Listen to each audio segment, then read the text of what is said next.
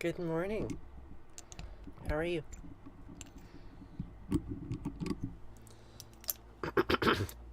Good evening. Are you in Australia? Or somewhere in Asia? For where here is it evening?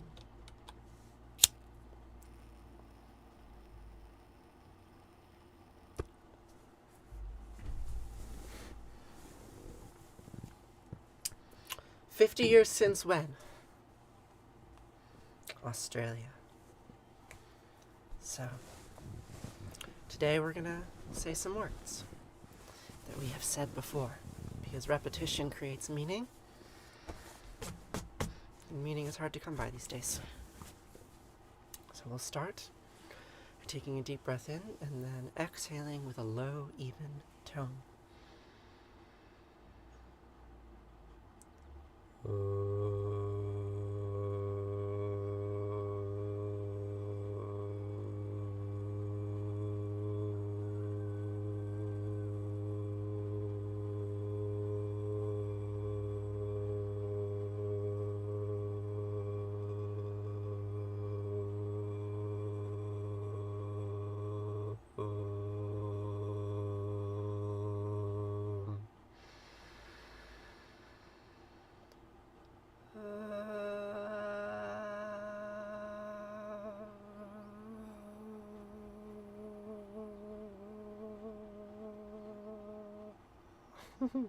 One more time.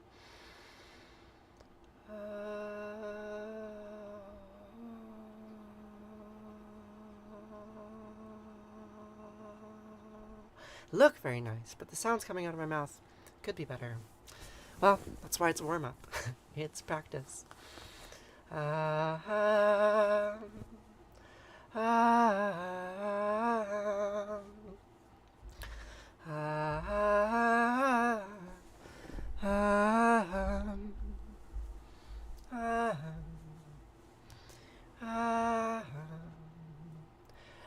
I started practicing what we can call long sustained harmonic meditation, which is the sustaining of even tones, when I started feminizing my voice. It was a technique that my teacher taught me because it allows me to put a lot of attention and intention into the structure of my vocal tract, so I can get a feeling for all of the different micro muscles and how they're innervated, and how I can use them to make sound. Right? And so, given that this is the tone that I want to speak in, being able to hold that tone for a long period of time is valuable. So I take a deep breath in, and then I go.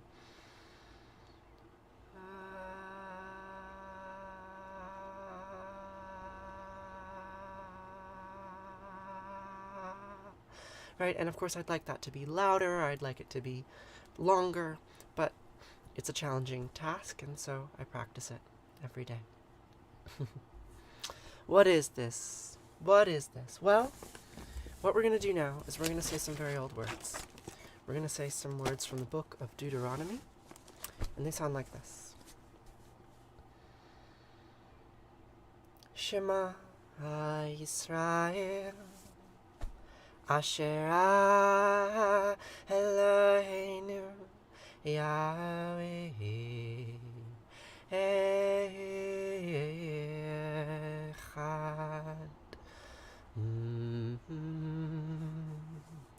ואהבת את ענת אלוהיך ובכל לבבך ובכל נפשך ובכל מאודך וחיו הדברים האלה אשר אנוכי מצווך היום על לבביך ושיננתם לבניך ודיברת בם בשבתך בביתך ובלכתך בדרך ובשכבך ובקומך וקשרתם לאוד על ידיך וחיו לטוטפות בין עיניך וכתבתם על מזוזות ביתך ובשעריך. Morning rituals indeed. V'chaya Ki v'achayo Elohecha el ha'aretz asher nisbar lavotecha le'avram le'ischach ol Yaakov לתת לך אברים גדולות וטובות אשר לא בנית, ובתים מלאים כל טובה אשר לא מילאת, וברות עצבים אשר לא עשת, כערים וזיתים אשר לא נתת, והלכת ושבת. הישמר לך פן תשכח את יהוה אשר תישך מארץ מצרים מבית עבדים. What is your question, Salty Bish? What would you like to know? So, today we're going to continue with our reading of the story of Aqhat. So the pants and the top, is it a 1 or 2 piece? 4 piece? I don't know. This is a skirt. These are leggings. Oh, pants and top. No, they're just a very similar color. 2 piece. Yeah, leggings, and then this was white, and then I washed it irresponsibly with something red, and now it's pink, but I actually like it better. So it goes. Yeah, it's particularly girlish, I suppose. Like maybe a little too girlish for a 31-year-old woman, but this is how I wanted to dress today, so this is how I dressed. Anyhow, we're going to continue with our reading from this story of ancient Canaan. We're reading about Aqhat. Aqhat the hero. Aqhat the hero. And if we remember what happened to Aqhat the hero was born due to prayers from his son, or his father, Danel. Danel prayed for Aqhat to come, so El said, fine, you can have a heroic son. And Aqhat grew up to be very tall and broad and handsome and attractive, and Anat came to him and said, give me your bow, and I'll grant you eternal life. And Aqhat says, you're a liar, you're a death goddess, like, I'm gonna mold in the grave, they're gonna cover my skull in plaster, as they did in ancient Canaan. And Anat doesn't like this, so she throws a tantrum, and she goes to her father and says, that Aqhat, he's no good. And I'll tell you what happens next. And the virgin Anat replied, don't rejoice in your well-built house, El. Don't rejoice in the height of your palace. Don't rely on them. Remember Baal had this fit about having a palace? It's an important thing if you're a god. I'll smash your head. I'll make your gray hair run with blood, your gray beard with gore. Then you may call to Aqhat. He can save you. The son of Danel, he can save you from the hand of the virgin Anat. She is spurned. She is grumpy and she is spurned. It's quite a role model, this lady. But El, the kind, the compassionate, replied, I know you, daughter, how gentle you can be, but there is no restraint among goddesses. Leave, my unscrupulous daughter. You will store it up in your heart, and then whatever you desire, you will do, whatever you wish. Whoever slanders you will be crushed. The virgin Anat left. She headed towards Aqhat the hero, 1,000 fields, 10,000 acres in each step, and the virgin Anat laughed. She raised her voice and shouted, listen, Aqhat the hero, you are my brother, and I am your sister, which also means I'm going to fuck you, because, you know, Anat's also Baal's sister, and she's a cow, and they're all of these familial relationships, they kind of layer on top of each other. Everyone's related. It's very incestuous. The virgin Anat left. She headed for Yaptan, the ladies' man, the vulture god. She raised her voice and shouted, pay attention, Yaptan. Aqhat is now in the city of Abiluma. Abiluma, the city of Prince Moon. But Yaptan, the ladies' man, replied, listen, virgin Anat. Will you really kill him for his bow? Kill him for his arrows, not let him live? Pretty boy, the hero, has fixed a meal. He is alone in the pavilion. But virgin Anat replied, pay attention, Yaptan. I'll give the orders. I'll put you in my pouch like a vulture, in my bag like a bird. When Aqhat sits down to eat, the son of Danel to his meal, vultures will swoop over him. A flock of birds will soar above. I'll be swooping among the vultures. I'll set you over Aqhat, strike him twice on the skull, 3 times over the ear, and make his blood run like a slaughterer, run to his knees like a butcher. His breath will leave him like wind, his spirit like a breeze, like smoke from his nostrils. His strength will leave his nostrils. I won't let him live. And we will leave it at that. No, actually, I'll finish the tablet. There's a few more lines.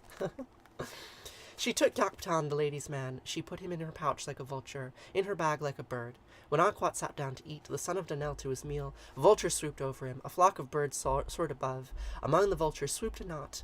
She set him over Aquat. She struck him twice on the skull, 3 times over the ear, made his blood run like the slaughterer, run to his knees like a butcher.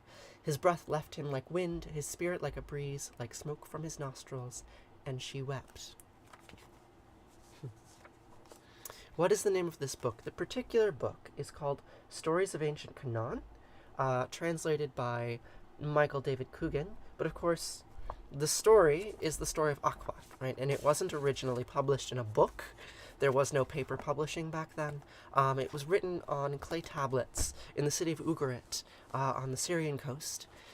And it was in an architectural ruin for 3,000 years or so, until archaeologists found it and translated it, and now I can bring these stories to you.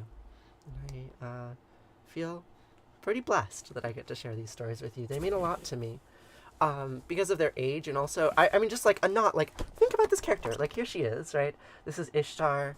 I mean, I've shown you these images every day for a while now. Like, here she is talking to El. She's threatening El with a serpent. She says, El, I'm going to smash your head.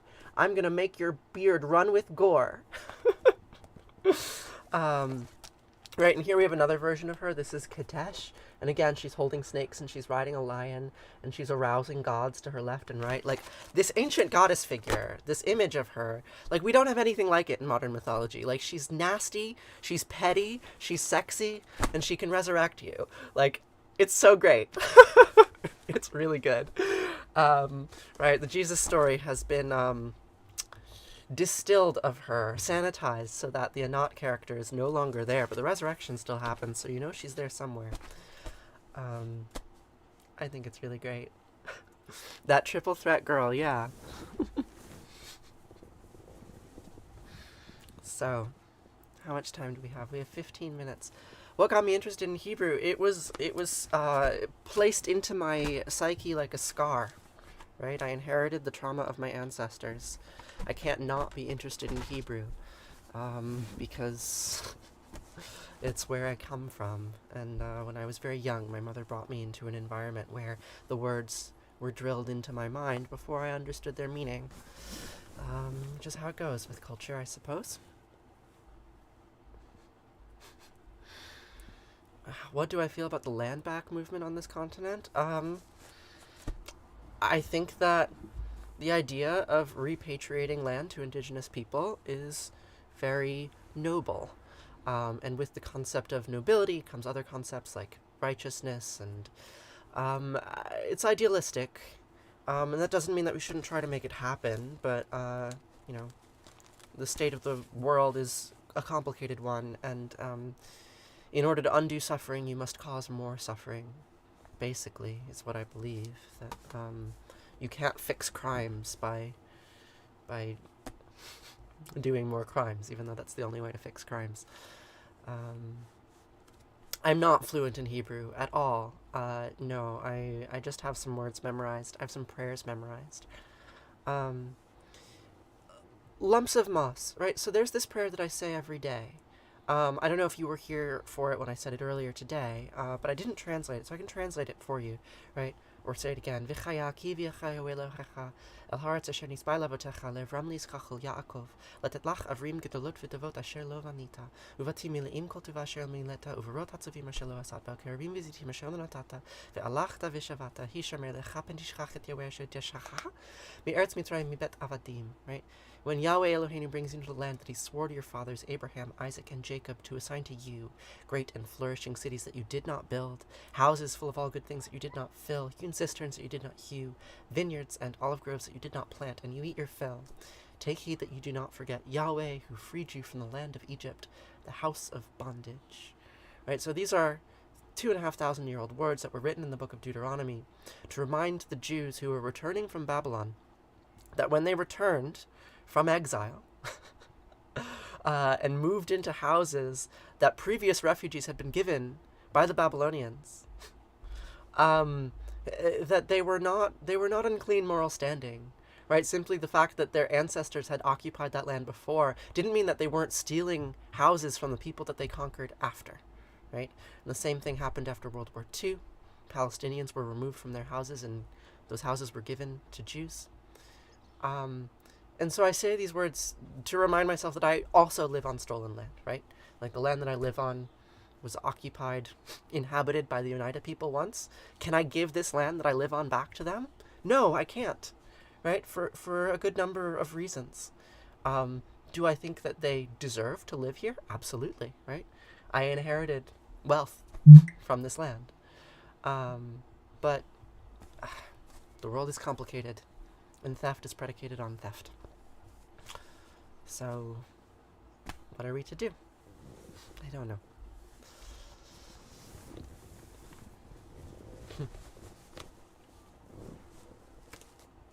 Thank you, Maddie. I appreciate that. Spent a long time practicing this voice.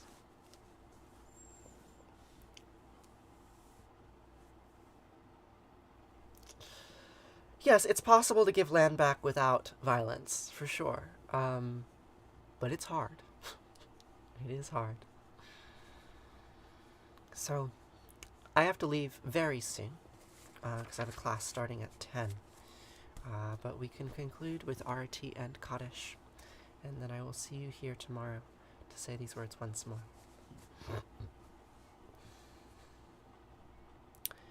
Jaya Jaya Arati Vina Vinayaka Vina Vinayaka Shri Ganesha Jaya Jaya Arati Subramanya Subramanya Kartikeya Jaya Jaya Arati Venugopala Venugopala Venuola Papa Vidura Navanita Chora Jaya Jaya Arati Venkanta Ramana Venkanta Ramana Sankata Harana Sita Rama Radhe Shama Jaya Jaya Arati Gauri Manohara Gauri Manohara Bhavani Sankara Samba Sadashiva Uma Maheshwara Jaya Jaya Arati Raja Rajeshwari Raja Rajeshwari Tripura Sundari Mahalakshmi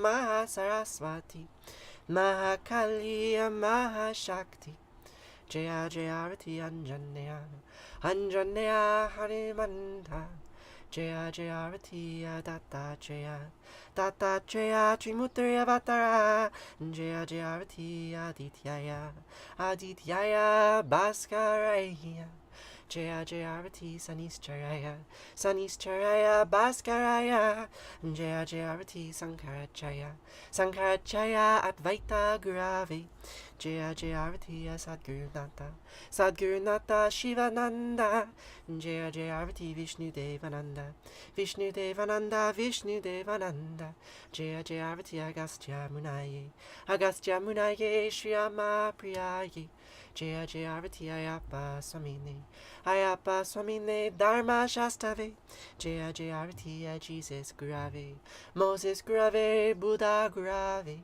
Jaya Jaya Arati Muhammad Gurave Guru Nanak Gurave Samastya Gurubho Namaha Jaya Jaya Arati Venugopala.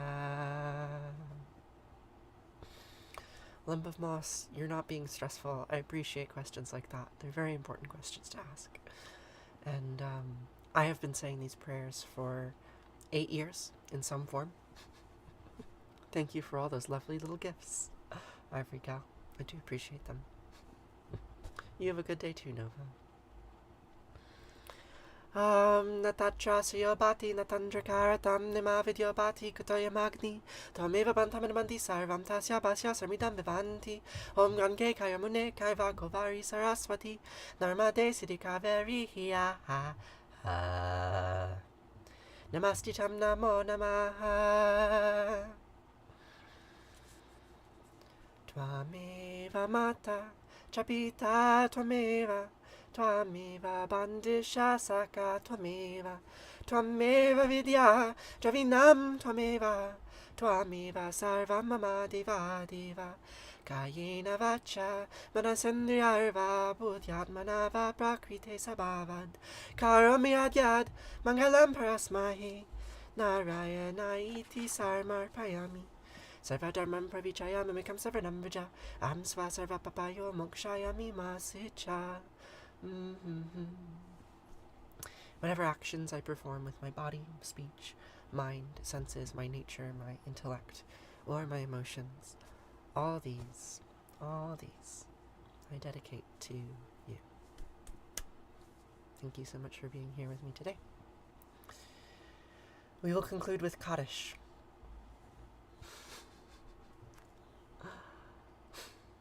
That means a lot to hear. HX means quite a lot to hear. I'm glad you enjoy them. I enjoy them too. So, we will say Kaddish, and I'll remind you once more that Kaddish is named for Ketesh, right? Which is basically an avatar of a knot. We've been learning about a knot earlier today. These many meanings, they layer over each other like a palimpsest, right? Right? How many layers of nail polish do I have? 3 or 4, right?